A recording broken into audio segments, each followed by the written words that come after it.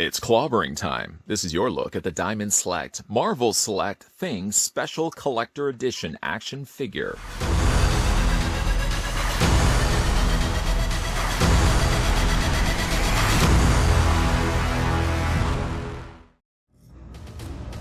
Bombarded by cosmic rays along with the rest of the Fantastic Four, pilot Ben Grimm's transformation was by far the most extreme, resulting in nearly unbreakable rock-like skin and incredible strength. Though often perceived as a monster, the Thing remains the heart of the Fantastic Four and continues to search for a cure to return him to human form, while never failing to stand up for what's right.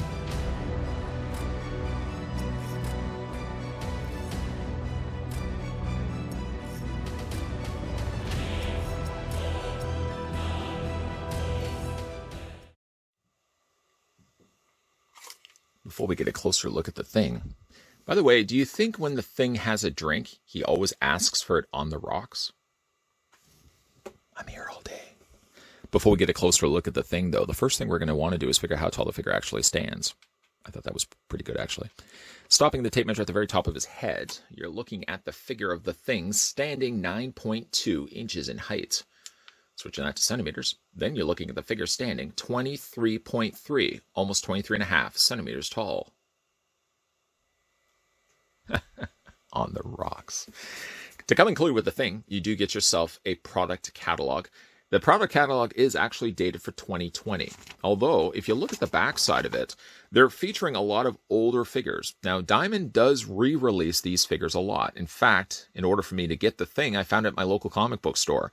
This was a figure that had come out a long time ago, and they have re-released these, along with, say, some of the likes of Storm, Red Hulk, Sabretooth, that's a good-looking Sabretooth, Thor, and Black Panther.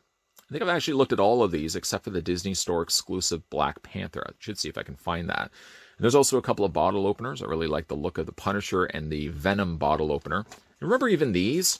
These were the retro figures. I think I had a look at the Wolverine and the Spider-Man, if memory serves me correctly.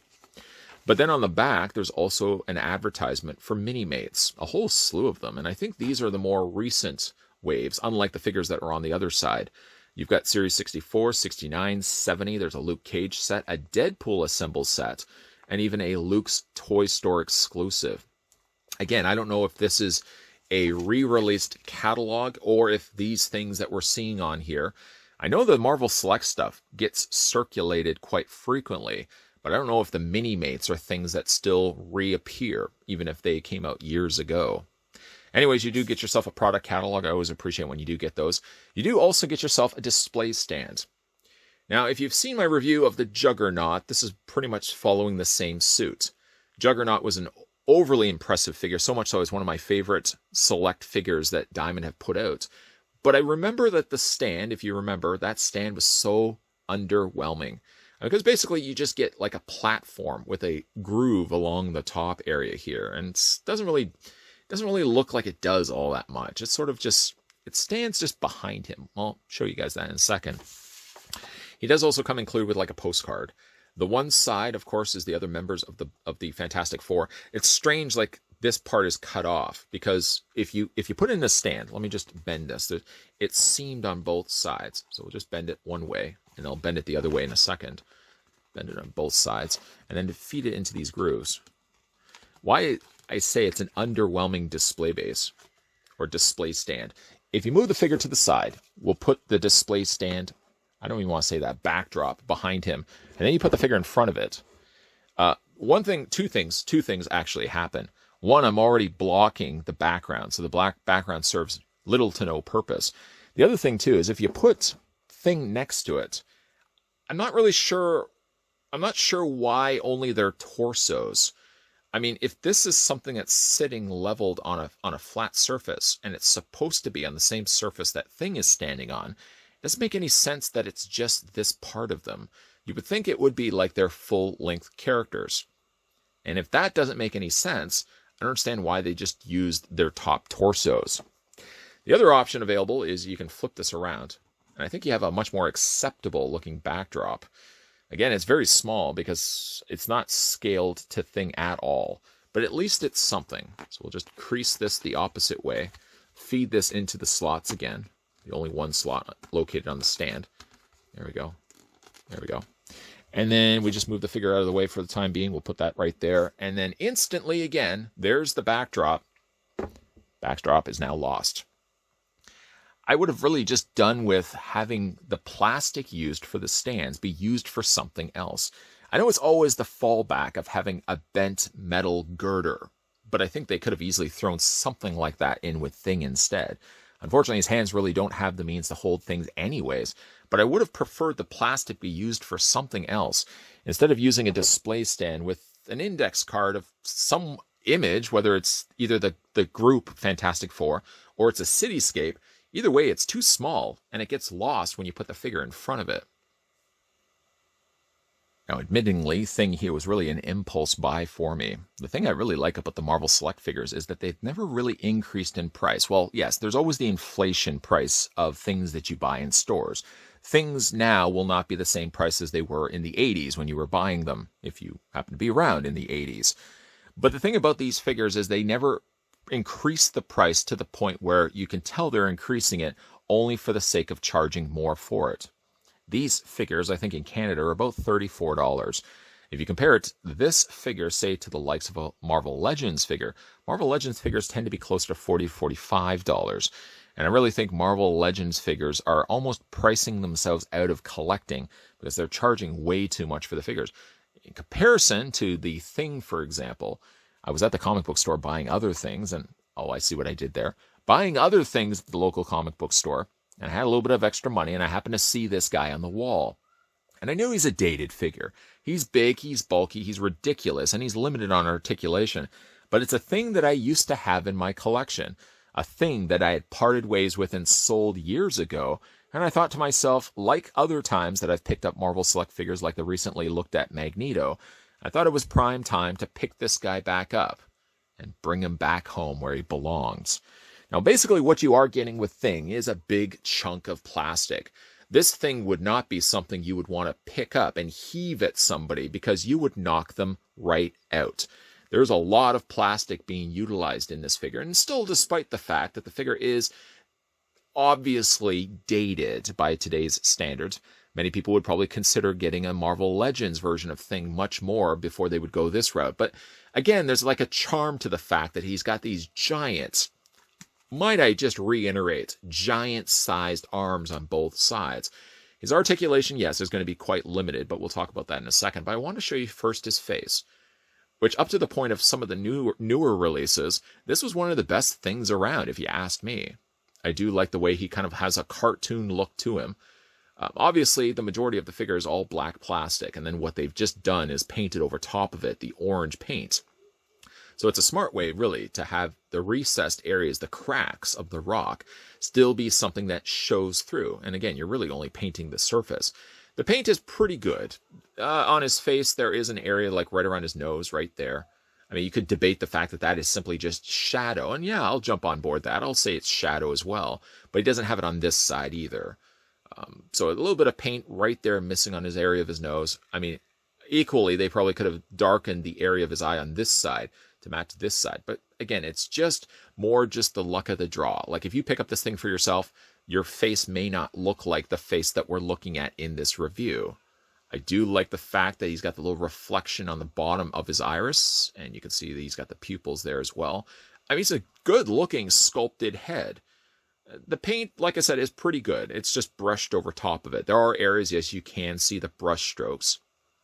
I feel like somebody clearly is just hand painting this, dipping a paintbrush into paint and just slathering it. Boy, I haven't used that word in a long time. Slathering it across the surface of the plastic. So yeah, noticeable brush strokes are still quite clear here on Thing. Despite that, though, I still like this figure. It's got a charm to it that I feel like the newer figures just don't possess. He's got these giant arms, which I've already mentioned before, and they have extremely limited articulation. Before we get to that, of course, we'll look at his pants. Big, bulky pants. I can't only imagine what size pants this guy would be buying in stores. I would imagine he probably would have to be buying custom-made pants because there's nothing that would be fitting this thing, unless maybe he was buying maybe hand-me-downs from the Blob. You can see that he's got some nice airbrushing down around the areas of his thighs to really showcase and accent those muscled areas of his thighs. Despite his heft, Thing has pretty muscular looking legs when it's all said and done. The black band along the top is generally quite clean if you spin it all the way around. Doesn't look like it's bled all that much, although there's a little bit of blue that's overlapped onto the black. But I do like the fact that they used a shiny black as opposed to going matte. The shiny black also makes appearances again when it comes to his boots. Very large clunkers that he's walking around in. Again, it limits a little bit when we look at the articulation on this guy. But he's a good, big, bulky looking figure. Proportionately, I would say he's probably not fitting maybe some of the newer figures that came out that probably scaled back the amount of plastic being utilized on his arms and on his legs. Speaking of arms and legs, let's have a look at the posability on the Thing. His head rotates all the way around. It's on a ball joint after all. But then in addition to that, it's also on a hinge joint. You can probably see that little hinge track right there. That allows the head to hinge down. So if you want to have a more moodier looking Thing, I know it probably has something to do with the fact that he got hand downs from the Blob. I'm sorry, Thing, I shouldn't have said that. Blob has much bigger pants than you. I mean, double the size. Double the size at least. But you can't have a moodier looking Thing. I do like that. The head does tilt up only to about that height. So basically, the way that we had it before, you could pretty much only just bring his head up just a little bit more than that. He does have a waist swivel. Good chunky amount of plastic again being utilized here. You can swivel the waist back and forth. No crunching or abdomen ball joint or anything like that. It's just a straight out swivel. The arms do hinge out. That's something at least.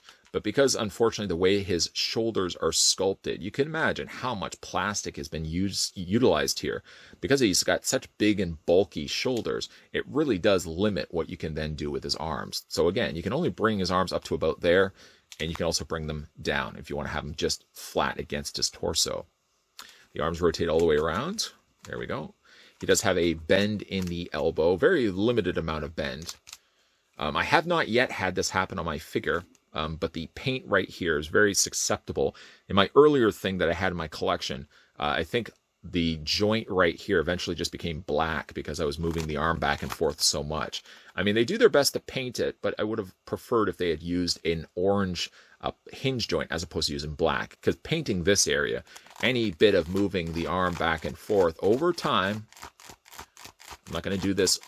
I'm not going to do this for the next 15 minutes, but you get the idea. Moving that back and forth over time, it's just rubbing against itself, and that paint probably is going to scrape off like my earlier Thing. He doesn't have any elbow articulation, so basically it's just a hinge joint. Like, you can't swivel this at all. You sure can swivel the hands, that's not a problem at all, but he only has just limited articulation with the hinge in his elbow.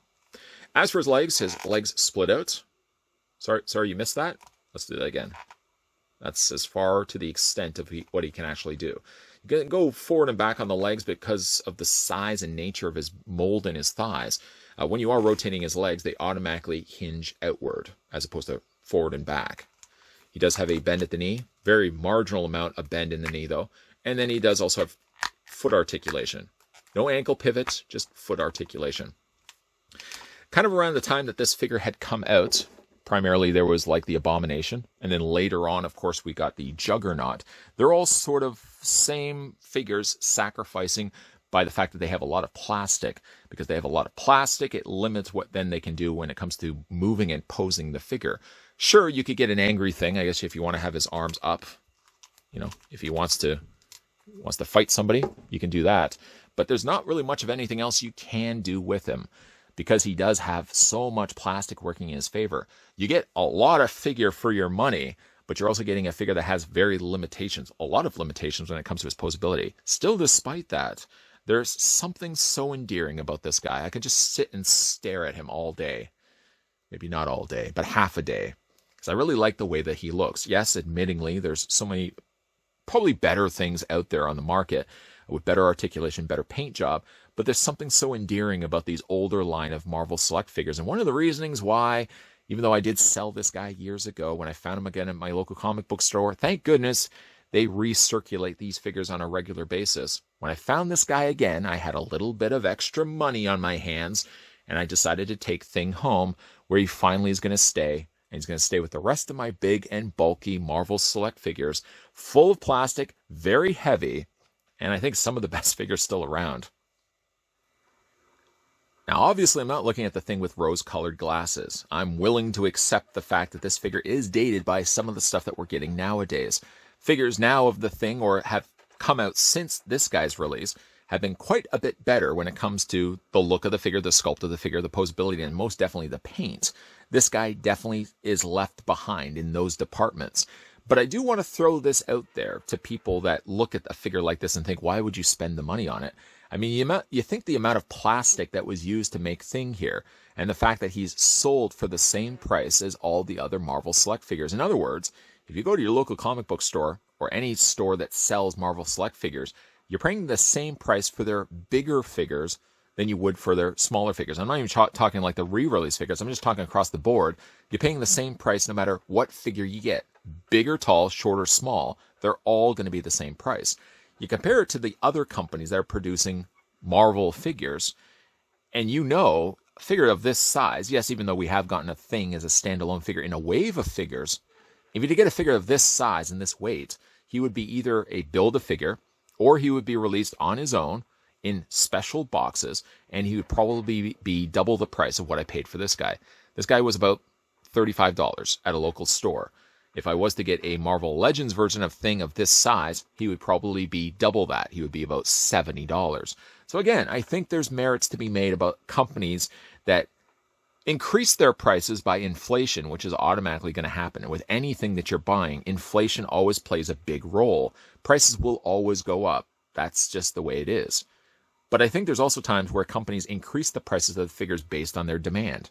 If the figures are selling well, and there's a lot of people that continue to buy them regularly, why not increase the price here and there?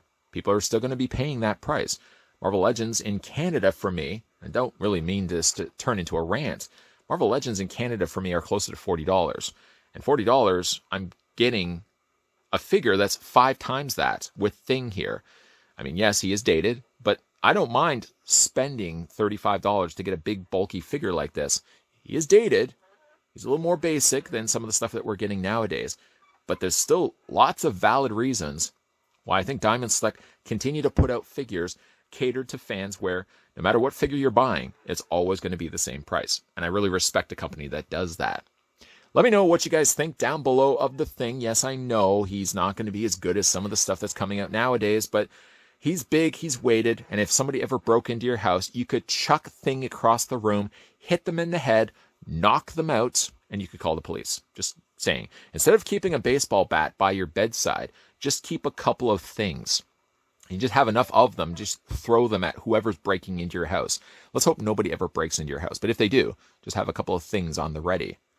Let me know what you guys think of the figure down below in the comment section. If you're enjoying the content you're seeing here on a regular basis, let's just say you haven't yet done so, hit that subscribe button down below, turn the bell notification on, and just know that Monday to Friday, 12 p.m. and 2 p.m. Eastern Standard Time will be new videos popping up. Anybody doing simple math will know Monday, Tuesday, Wednesday, Thursday, Friday, 2 videos a day equals 10 videos. That's unheard of. That's what happens on a regular basis on this channel. 10 videos a week, and sometimes sprinkled in there on the weekends as well. Lots of stuff coming your way, guys. So as always, thanks for watching, and I'll see you guys next time.